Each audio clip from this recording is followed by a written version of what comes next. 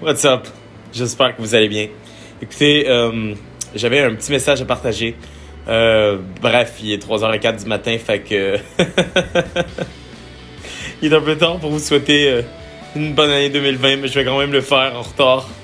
Donc, avec tout mon cœur et toute la sincérité que j'ai pour vous, je vous souhaite vraiment de passer une année 2020 remplie de tout ce que vous souhaitez. Parce qu'au final, encore une fois, il y a des gens qui peuvent vouloir atteindre un objectif, il y a des gens qui veulent pouvoir atteindre un autre. Je suis pas pour vous souhaiter quelque chose de précis alors que tout le monde est différent. Puis c'est un message général, fait que... Whatever. J'aurais aimé en profiter pour rajouter un petit point juste avant de quitter le Stories. Puis ce petit sujet-là, ça s'intitule L'expensive version of yourself or the smallest version of yourself. Quelle version de toi-même veux-tu être en 2020? Ça, c'est une question qui s'adresse à vous-même au final.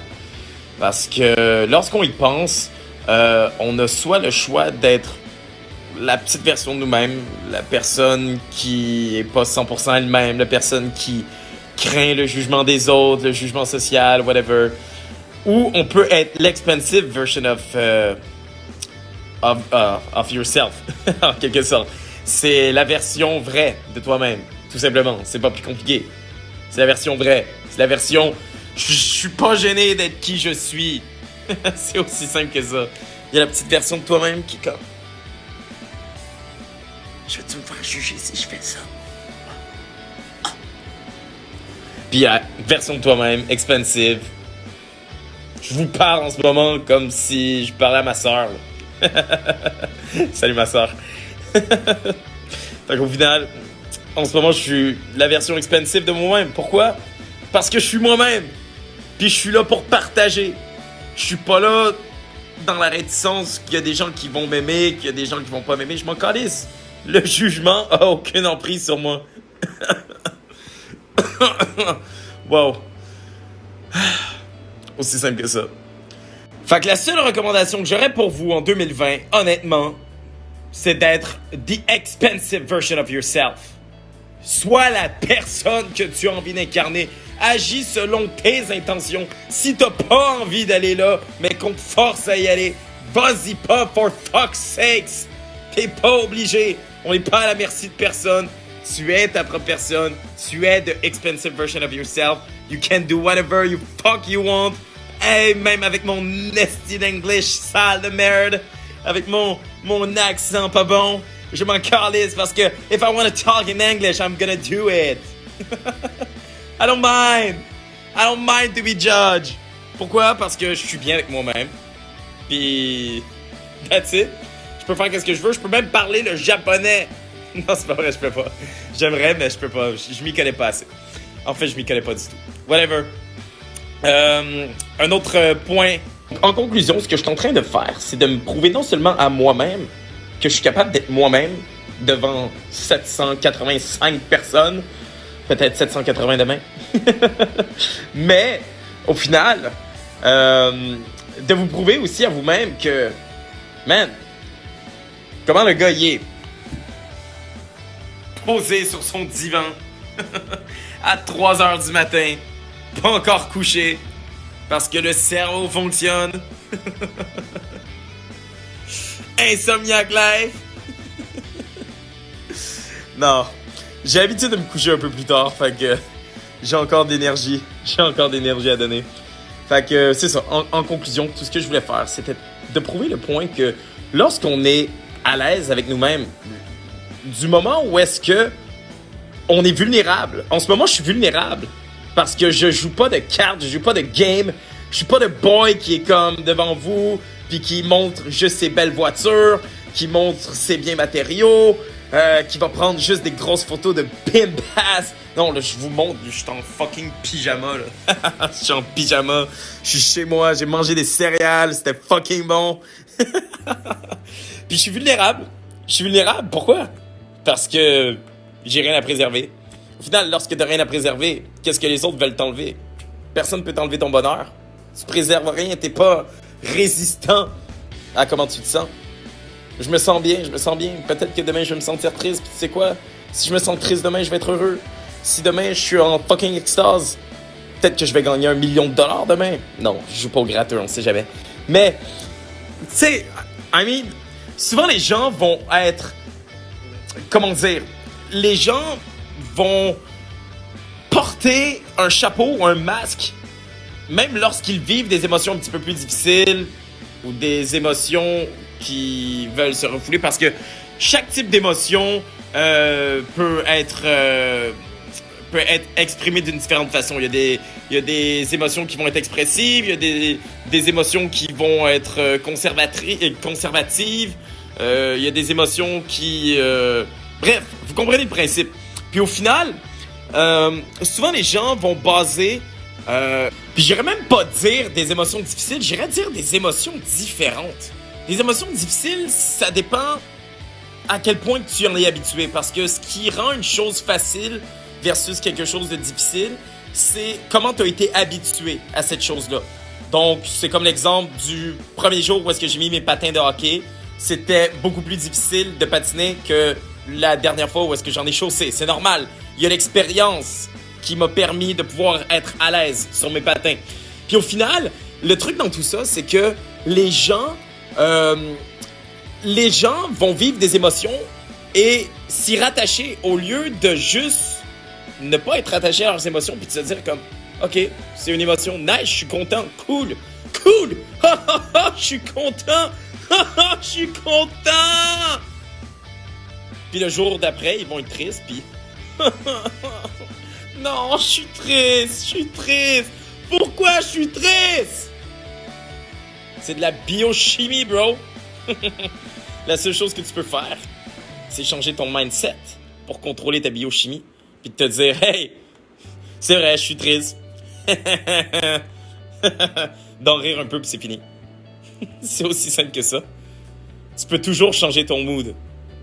Mais pour changer ton mood, tu dois changer ton mind. Lorsque ton mind est changé, tu es capable de changer ton mood après. Puis d'être heureux et positif dans n'importe quelle circonstance. Puis le vrai point final... OK, là, je termine, c'est assez. Le vrai point final que je voulais apporter derrière tout ça, c'est l'émotion et de se détacher de l'émotion. Souvent, les gens vont être motivés en début d'année. Oh là, on est le 1er janvier 2020, le 2 en fait. Puis là, tout le monde a des gros objectifs, tout le monde a des résolutions. Tout le monde est motivé. Pourquoi? Parce que tout le monde est dans l'émotion actuellement. Tout le monde est dans l'émotion du 1er janvier. 1er janvier! Oh yeah! It's time to change! Till the 1st February! Parce que je serai plus dans l'émotion. Puis je vais reprendre mes habitudes. Mes habitudes de merde. Mes bonnes habitudes, whatever. J'espère que c'est des bonnes habitudes. Mais généralement, lorsqu'on fait des résolutions, c'est pour changer des choses. Et puis, lorsqu'on veut changer des choses, c'est qu'on considère probablement que les choses qu'on fait sont pas nécessairement les meilleures pour nous. Donc, au final, ça reste encore... C'est là où est-ce que tu es en mesure de voir le bien dans absolument tout. Et de ne pas uniquement faire des choses selon tes émotions, mais de faire des choses qui vont, au final, être bons pour ton présent, mais aussi pour ton futur. Tu sais, souvent, je vais voir le fameux stéréotype guy qui va tout le temps poster sur Facebook puis sur Instagram. I'm gonna crush it. Okay, now I'm back. I'm back in the game. Okay, watch my back. You're never gonna see me so involved into it. Là, je suis comme, what the fuck, dude? Le gars, il marque ça littéralement genre 5-6 fois par année sur son wall, si c'est pas plus. Qu'est-ce qui se passe? Pourquoi il se doit non seulement de se valider auprès des autres pour pouvoir, en quelque sorte, créer un effet du genre « Ah, je suis là! » Il est dans un mode protectif, là. Là, il est dans un mode protectif, au lieu d'être dans un mode expansif, puis de juste être comme « Yeah, I'm gonna do my shit. Yeah. » Obviously. Aussi simple que ça.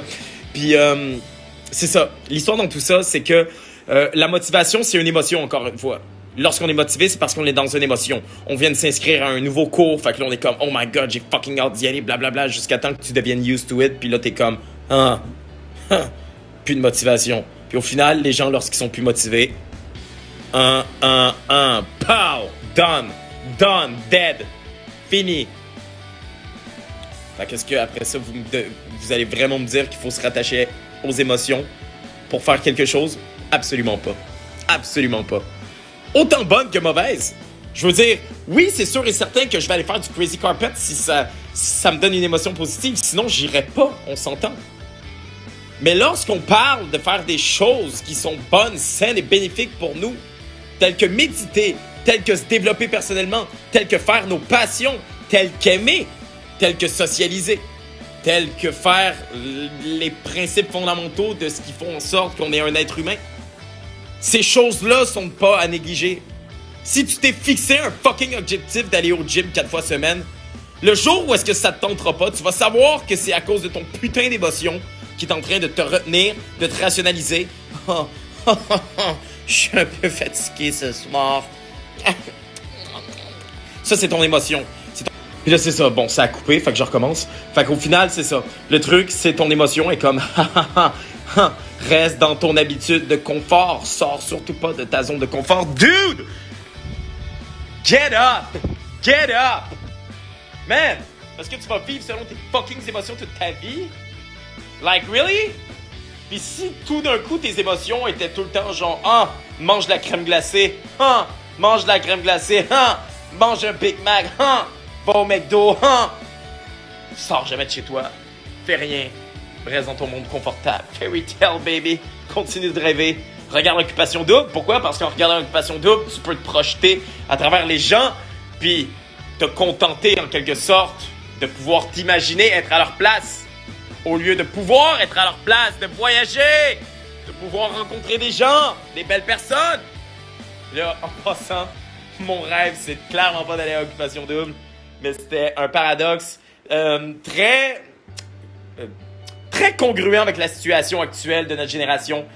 Je pense même d'ailleurs que la majorité des gens qui regardent Occupation Double, c'est parce que c'est des gens qui sont non seulement inspirés par le lifestyle, qui sont en plus rivés vers la vie des autres. C'est comme si, en quelque sorte, t'étais un super-héros. On a toute la chance de pouvoir être un super-héros. On a tout le super-héros à l'intérieur de nous. Puis en regardant des films comme des westerns ou en regardant des films avec des super-héros, des grosses acrobaties, c'est comme si on pouvait se projeter, en quelque sorte, s'imaginer dans la peau du personnage. Puis pour des gens, c'est assez de rêver de cette façon-là. Au lieu d'être le personnage, the main character of your own life, baby. Be the own character of your own life. Sois le maître de ta vie, man. Girl, whatever, l'audience extraterrestre. Y a-tu un chien qui me regarde en ce moment? Dog! Woof, woof. Peut-être. Mais dans tous les cas, le message reste bon pour tout le monde. Fait que, voilà. J'avais tout simplement envie de vous donner ma version de moi-même pour 2020. Le gars, il vit dans le passé. Just kidding. Fait que, j'ai terminé. Bonne chance à ceux qui vont m'avoir écouté jusqu'à la fin. Number uno, se rappeler d'une chose. C'est que lorsqu'on s'est fixé des objectifs clairs, tels que la fameuse exemple du gym, puis que le jour où est-ce que vous vous dites « Ah, je me sens fatigué, je me sens malade, j'ai autre chose à faire », puis que votre cerveau vient à rationaliser, rappelez-vous d'une chose, c'est votre cerveau de biochimie, biochemistry, qu'on dit en anglais. La biochemistry de ton cerveau est juste en train de rationaliser. Pourquoi? Parce que ton cerveau a été habitué à des habitudes plus confortables que celles d'aller au gym. Fait avec le mindset de te dire « Je vais pas aller au gym quand je suis motivé, je vais aller au gym parce que I need to do it, I need to crush, I need to commit into it ». Pourquoi? Parce que lorsque tu arrives à voir d'un plus grand plan que celui de l'instant même où est-ce que ça ne te tente pas d'aller t'entraîner. Il y a des bons moments pour vivre le moment présent. Il y a des moments où est-ce que tu dois, en quelque sorte, te rappeler pourquoi tu fais cette chose-là dans le moment présent. Puis souvent pour des objectifs de ce genre-là, de cette envergure, c'est là où est-ce que ça va vraiment être... ça va être fondamental de ne pas écouter nos émotions pour le faire. Fait que... fuck motivation. La motivation, c'est juste une fucking émotion. Discipline your ass. Discipline-toi. C'est de la discipline qu'il faut. C'est pas de la motivation. La motivation, ouais, je suis motivé, je m'en vais courir. Demain, je vais te motiver d'aller courir. Hell the fucking no, puis j'irai pas courir. Sauf si je suis discipliné puis que je me dis je vais courir pour telle et telle raison.